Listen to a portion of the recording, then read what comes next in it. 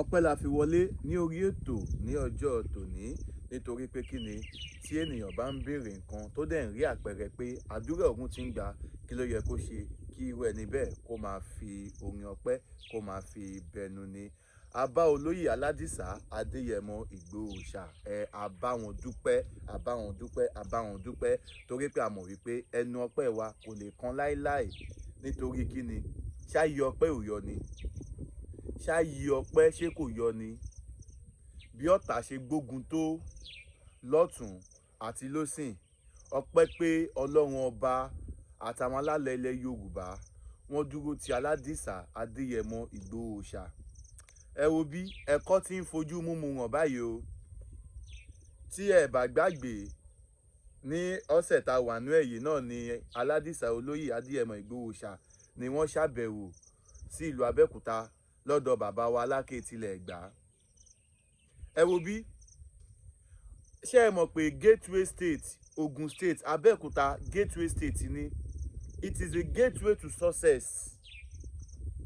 Nítorí pé kí ni Chief Dr. Sunday Igboho tẹ́rí wọ ààfin fún àwọn gúrùpù kan tá a fi orúkọ bò wọ́n láṣìírí, tí wọ́n ti fìgbà kan sọ wípé àwọn ò bá Chief Dr. Sunday Igboho ṣe mọ́ o lórí ọ̀rọ̀ Yorùbá nation yìí, àwọn dá dúró ní tàwọn o. Bí mo ṣe ń bá yín sọ̀rọ̀ báyìí fúnra wọn ti fi ọ̀rọ̀ síta tọ́dẹ̀ ń jẹ́ kó yé gbogbo ọmọ Yorùbá wípé àwọn ti ṣe tán láti ṣàtìlẹ́yìn fún Aládìsá Adéyẹmọ Ìgbòho ṣà. Ṣé ojú ò máa ti àwọn ọ̀tá Chief Dr. Sunday Igboho báyìí? Àwọn tó sọ pé Chief Dr. Sunday Igboho ń parọ́ fún wa ni a sọ níjọ́ kìíní àná. Tọ́ni Chief Dr. Sunday Igboho wo Professor Banji Akintoye wo Professor Banji Akintoye wọ́n ti dàgbà, Sunday Igboho ń tàn yín ni, ó ń ṣe gbá kan ni, ẹ jẹ́ ká wá ọmọ Yorùbá, ẹ jẹ́ ká move on. Mo ní no, this journey is incomplete without Chief Dr. Sunday Igboho. Bẹ́ẹ̀ náà ni journey yìí kò complete láìsí bàbá wa Professor Banji Akintoye. Torí àwọn people yìí, àwọn ni wọ́n rí vision yẹn ni Ọlọ́run tan ìmọ́lẹ̀ yẹn sí. Àwọn people yìí ni àwọn alálẹ̀ ilẹ̀ Yorùbá, àwọn ni wọ́n ṣìjìbò, àwọn ni wọ́n ràgàbò.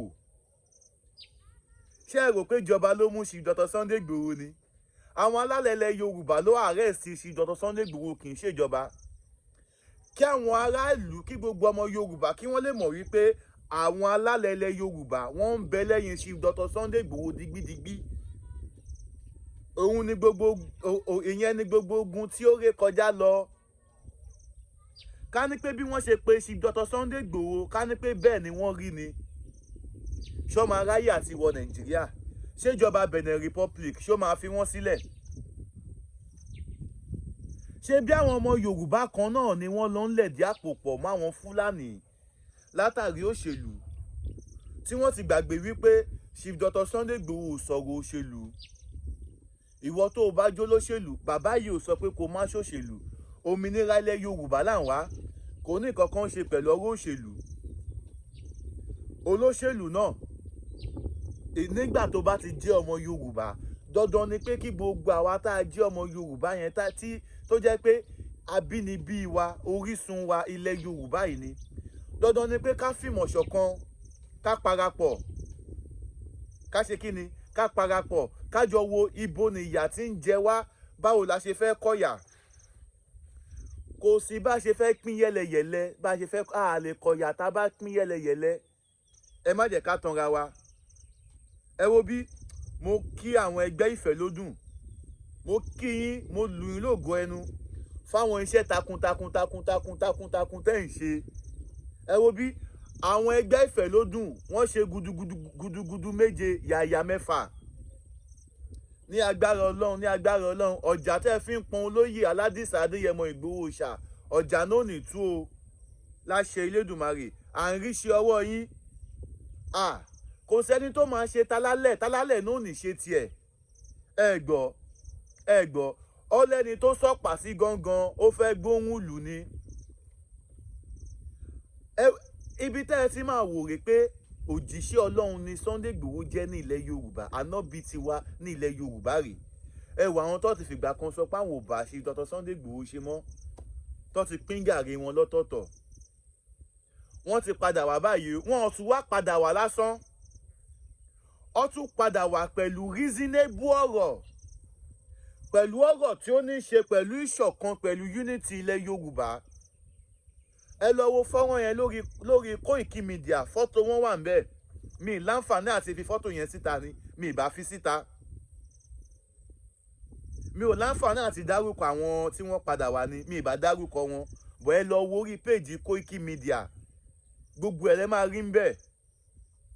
Sí Dr. Sunday Igboho, àsìkò yìí ni ó yẹ kí gbogbo ọmọ Yorùbá, àti kódà eléyìí ò kì í ṣọ̀rọ̀ ẹgbẹ́ òṣèlú kan o. Ó jẹ́ PDP o, ó jẹ́ APC o, ó jẹ́ Labour Party, ó jẹ́ ADC, ó jẹ́ gbá kan, ó jẹ́ àwo kan. Dèmọ́ tó ti ń sọ Yorùbá, àfi ká fìmọ̀ ṣọ̀kan báyìí o.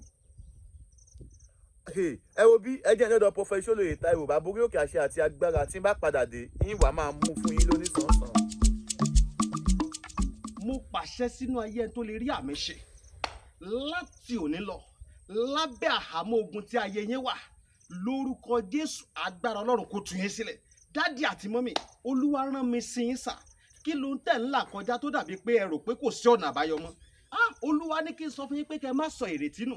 Ọ̀nà àbáyọ ṣì wà fún yín tí ó bá ṣe é ṣe fún Ọlọ́run láti jí Lásárù dìde kúrò nínú òkú ọjọ́ 4 tó ti rùn. Olúwa náà ṣetán láti dá yín lóhùn. Ohunkóhun tó wù kẹ́ máa là kọjá. Ṣé ẹ̀ ń wáwé ìgbélú ni? Ṣé iṣẹ́ yín ni ò lọ déédé? Ṣé ẹ̀ ń wá ọ̀nà àbáyọ?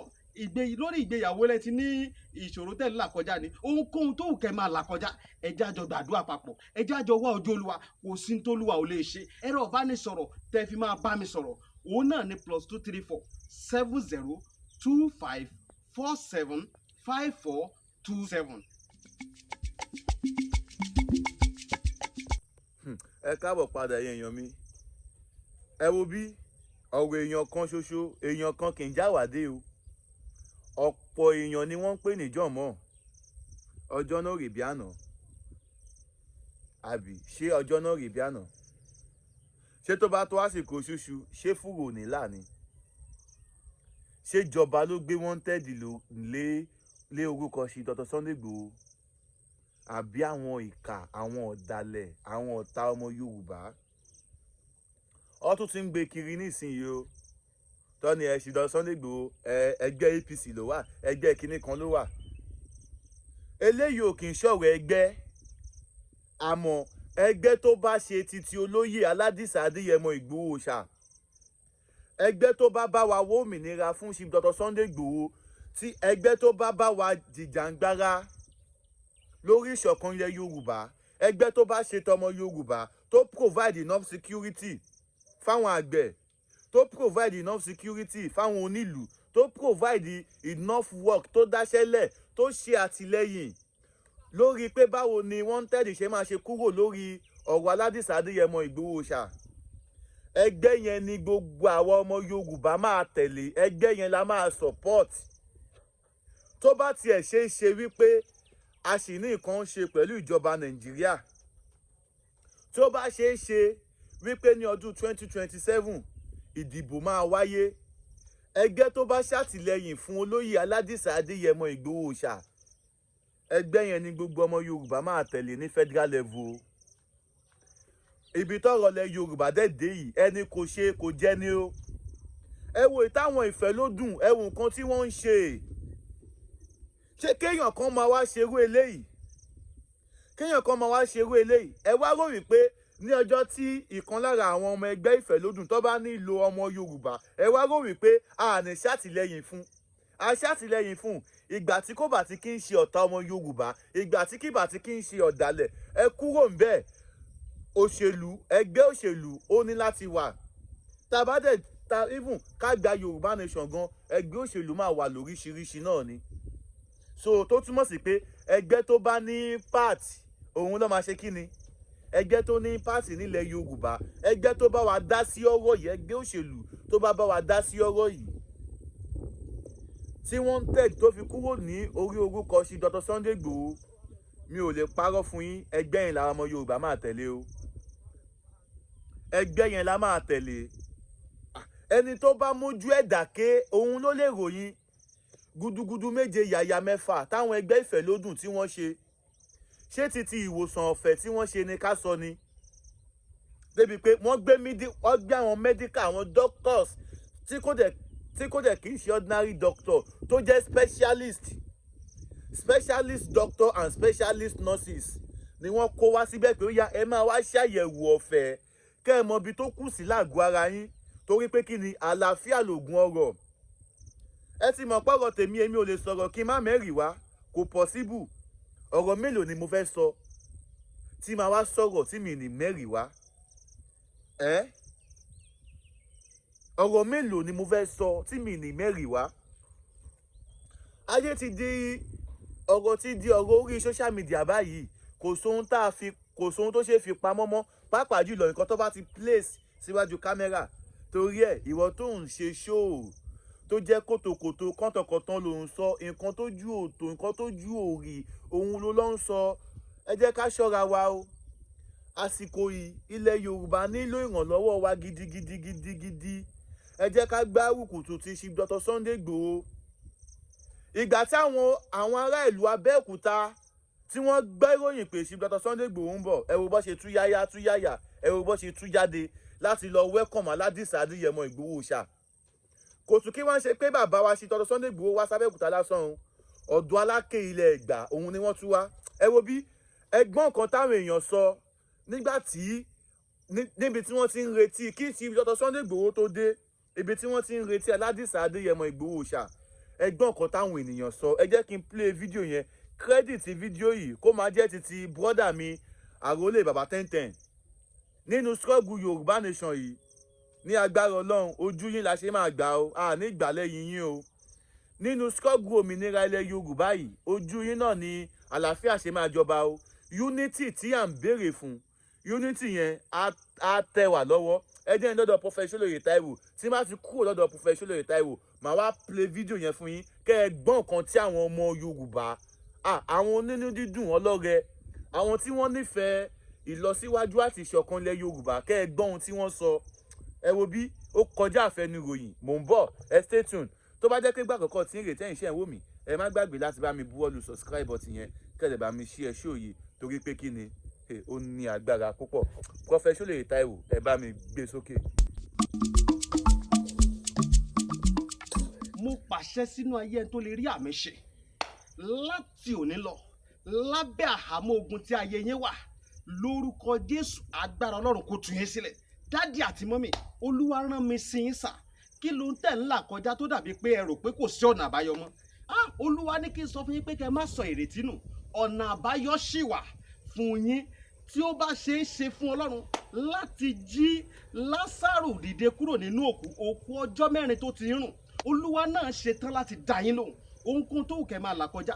Ṣé ẹ̀ ń wáwé ìgbélú ni? Ṣé iṣẹ́ yín ni ò lọ déédé? Ṣé ẹ̀ ń wá ọ̀nà àbáyọ? Lórí ìgbéyàwó lẹ ti ní ìṣòro tẹ́ ń là kọjá ni. Ohunkóhun tó wù kẹ́ máa là kọjá, ẹ jẹ́ á jọ gbàdúrà papọ̀, ẹ jẹ́ á jọ wá ojú Olúwa. Kò sí tó Olúwa ò lè ṣe. Ẹ̀rọ ìbánisọ̀rọ̀ tẹ́ fi máa bá mi sọ̀rọ̀ òun náà ni +234 70 25 47 5427.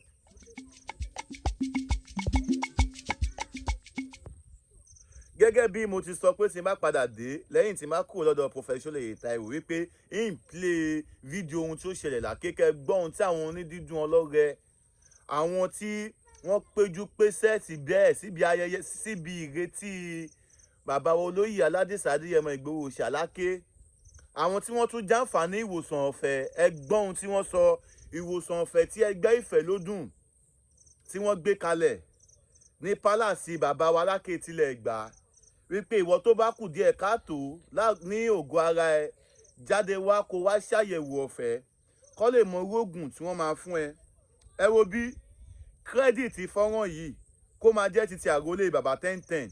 Ẹ wò, ẹ jẹ́ ká gbọ́ ohun tí wọ́n sọ, ó ní agbára. Orúkọ mi ni Yakub Khadijat Táíwò.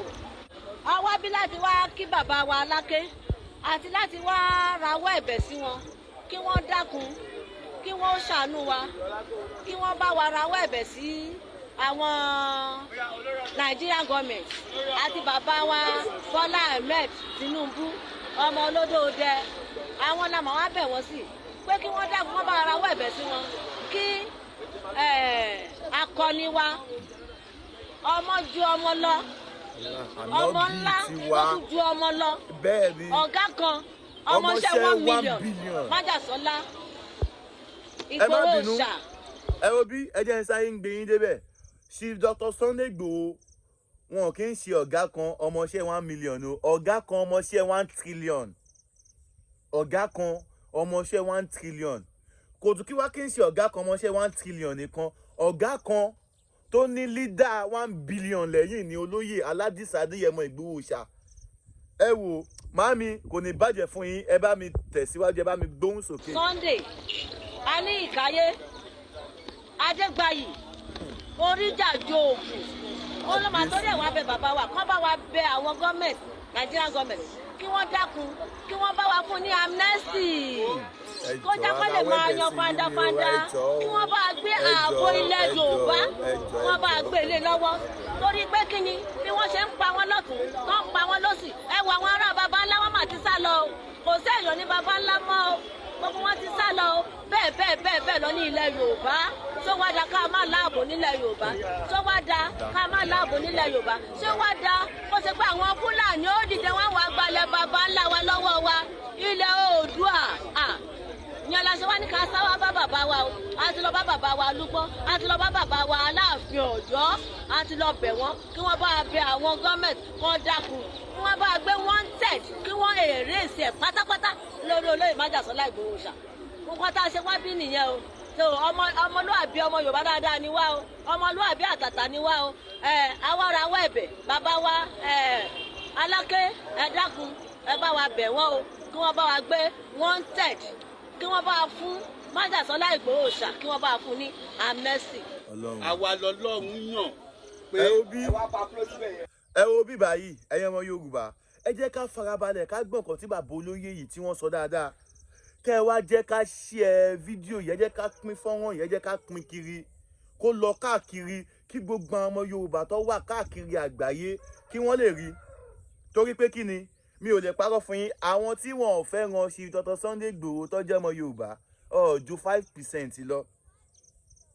ṣé wàá rí àwa tí à ń sọ̀rọ̀ nípa pé Chief Dr. Sunday Igboho nípa ilẹ̀ Yorùbá nípa ààbò ilẹ̀ Yorùbá àwa akànnì ni mélòó náà ni gbogbo wa àwa náà àjù 10% lọ.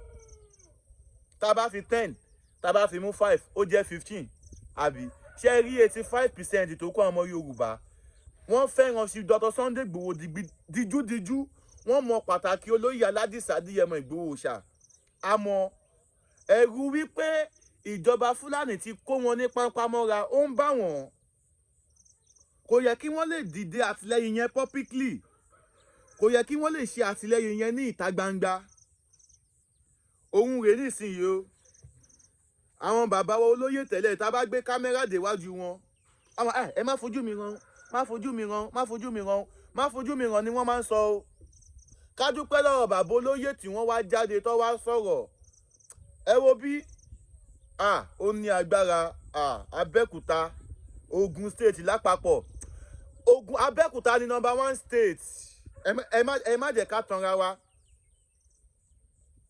nínú struggle ìrìn àjò òmìnira ilẹ̀ Yorùbá yìí tó bá ní pé state ilẹ̀ Yorùbá wo ló ń léwájú state ilẹ̀ Yorùbá wo ló nífẹ̀ẹ́ Aládìsá Adéyẹmọ Ìgbòho ṣàtọkàntọkàn Abẹ́òkúta ni #1 Abẹ́òkúta ò fìgbà kankan padà lẹ́yìn olóyè Aládìsá Ìgbòho ṣá Abẹ́òkúta ò padà o Abẹ́òkúta ò gbàbọ̀dé o Abẹ́òkúta ò gbowó lọ́wọ́ àwọn ọ̀tá ilẹ̀ Yorùbá láti máa dọ́gbọ́n twist ọpọlọ wa láti máa fi wá ta káìtì ẹ̀yin bàbá mi ẹ̀yin màmá mi ní ìpínlẹ̀ Ògùn lápapọ̀ mo kí yín ẹ kú iṣẹ́ takuntakun tẹ́ ń ṣe lórí báwo ni wanted amnesty tí olóyè Aládìsá Ìgbòho ṣá tí wọ́n retí báwo ló ṣe máa tẹ̀ wọ́n lọ́wọ́ ẹ wo bí ó ní agbára bá mi ẹ bá mi gbóhùn sókè jọ. a ní láti gbé orílẹ̀ ìmọ́lẹ̀ Áfíríkà ga so dandan ni láti dá dúró. Mo dẹ̀ nígbàgbọ́ nínú Ọlọ́run pé àsìkò ló tó, Ọlọ́run á dẹ̀ jẹ́ kó ṣeé ṣe. Àwọn bàbá wa tí wọ́n já ṣáájú wọn á bá wa ṣe láṣeyọrí. Àdúrà tí wọ́n bàbá àwọn méjèèjì yẹn ẹni àdúrà ni wọn. Tàbá wa rẹ́ni tó ń ṣépè fún wọn, èpè yẹn á máa jẹ́ tẹ́ni yẹn.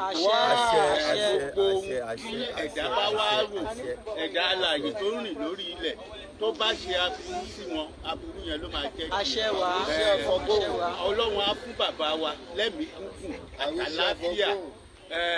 Ẹni tó jẹ́ olórí oko wa náà lágbára Ọlọ́run amúwadẹ́lẹ̀ láyọ̀, kò dẹ̀ ní fọmọ ṣe, kò ní fàyà ṣe, lágbára Ọlọ́run. Gbogbo òkólọ wọn á padà lágbára Ọlọ́run. Kọ́ tèmi ni tí Chief Ọláòtí, ambassador Ọláòtí. Nígbà tá a gbọ́ pé ṣe Sunday Igboho bọ̀ ní Abẹ́òkúta, mo ní káwọn náà tún yáyá àtúntò tó wà tọmọtọmọ ní o. Ẹ wo bí kí ni mo sọ fún yín, mo láwọn ọmọ Yorùbá tí ń tají torí àlàyé sọ pé ẹ má tẹ̀lé ẹnu, ẹ má tẹ̀lé lẹ́gọ́và. Chief Dr. Sunday Igboho àti bàbá Banji Akíntóyè àtẹ̀yàn bẹ́ẹ̀ lọ, àwọn la mọ̀ nínú ìrìn àjò Yorùbá nation yìí, nínú ìrìn àjò ilẹ̀ Yorùbá, nínú ìrìn àjò ìṣọ̀kan àtòmìnira fún ilẹ̀ Yorùbá.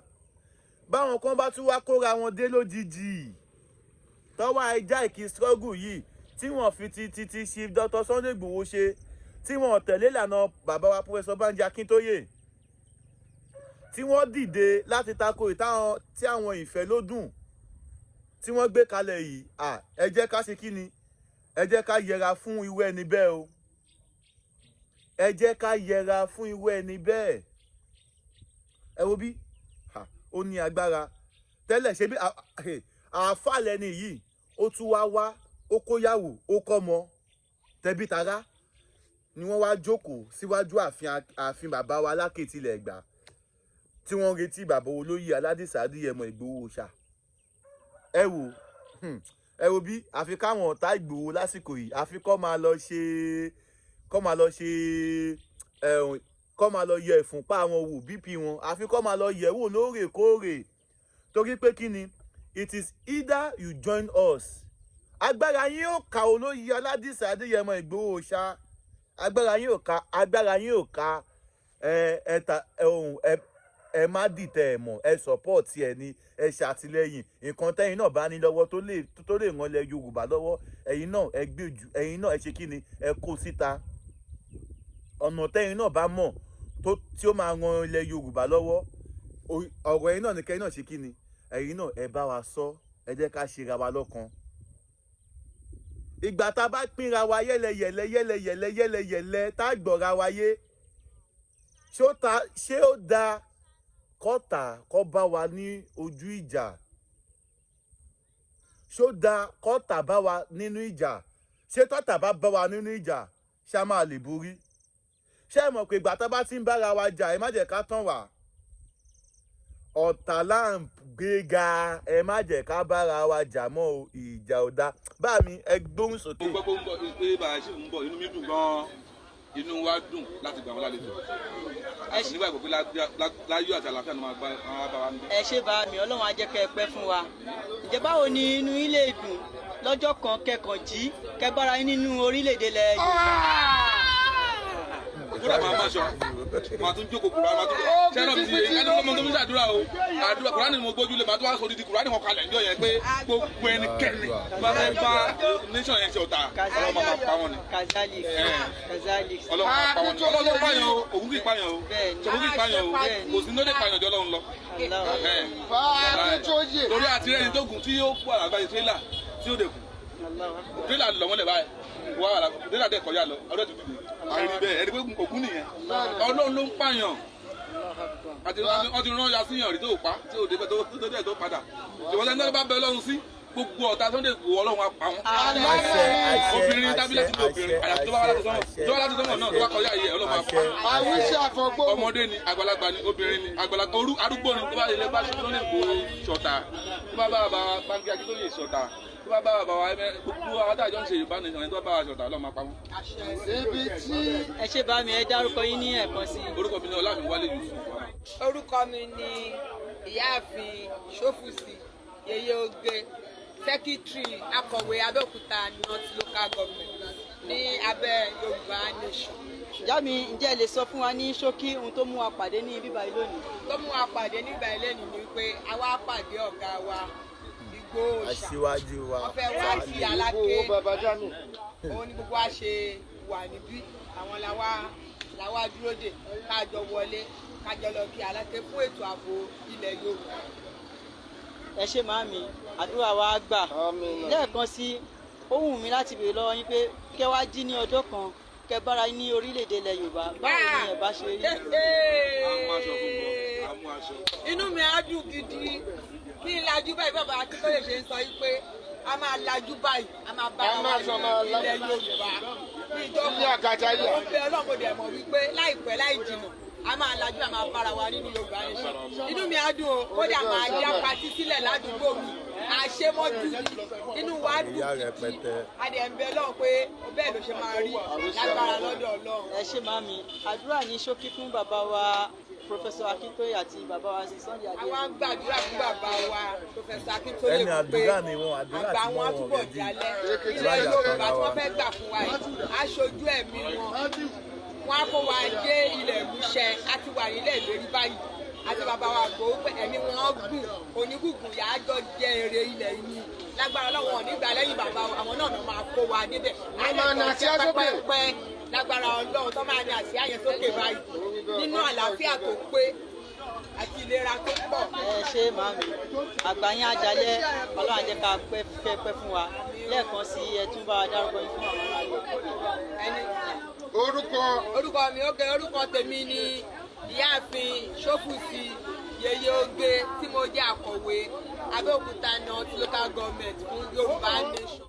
ní ṣókí afẹ́kẹ́ bá àwọn aráalé sọ̀rọ̀ lórí àyẹ̀wò ọ̀fẹ́ tí ẹgbẹ́ ìfẹ́lódún àpapọ̀ tí wọ́n gbé kalẹ̀ láti ọ̀dọ̀ bàbá wa. ẹ wo bí ẹ má jẹ́ ká tanra wa ẹ̀yin ọmọ Yorùbá ṣe rí ẹgbẹ́ ìfẹ́lódún ilẹ̀ Yorùbá wọ́n ń gbìyànjú gidi gan o, honestly speaking wọ́n ń gbìyànjú ohun tá a ti pariwo láti ìgbà tí bàbá olóyè Aládìsá Adéyẹmọ Ìgbòho ṣàtọ́sí wà ní detention ní Benin Republic tẹ́ẹ̀bà gbàgé ṣé ẹ̀mọ̀ kí mo sọ́ngbà yẹn mo ní ẹ̀yin lẹ́gbẹ́lẹ́gbẹ́ yẹn àgbàgbà ilẹ̀ Yorùbá ẹ jẹ́ ká kóra wa jọ ibi tí Chief Dr. Sunday Igboho wà yẹn àwọn ọba ilẹ̀ Yorùbá àwọn ni wọ́n lẹ́tọ̀ọ́ àti yọ wọ́n kúrò àmọ́ táwọn ọmọ tí a bá pe àwọn bàbá yìí sí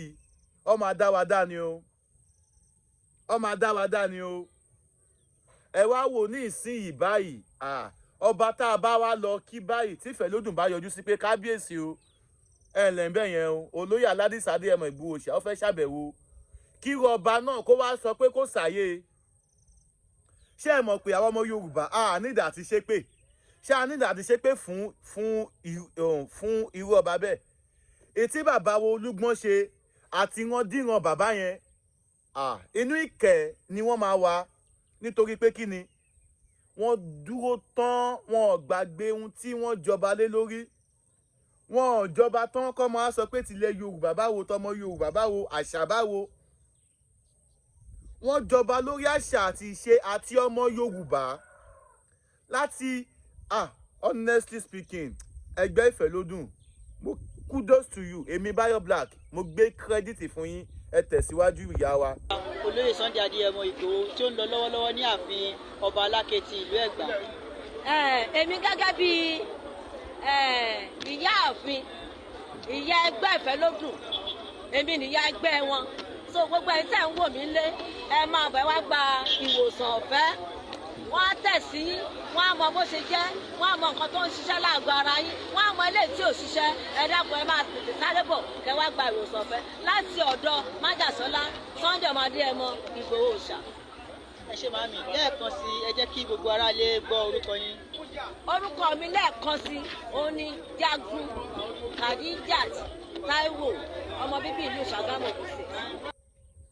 ẹ̀yin èèyàn mi ẹ wo bí gbogbo ìyìn rere yẹn òun náà lẹ ti gbọ́ báyìí o ṣe rí i pé àwọn ọmọ Yorùbá this is the best time for us tá a lè ṣe kí ni tá a lè fìmọ̀ ṣọ̀kan. Ẹ jẹ́ ká fìmọ̀ ṣọ̀kan o. Káwọn ọ̀tá kọ́ má tún lọ yan olórí fún wa.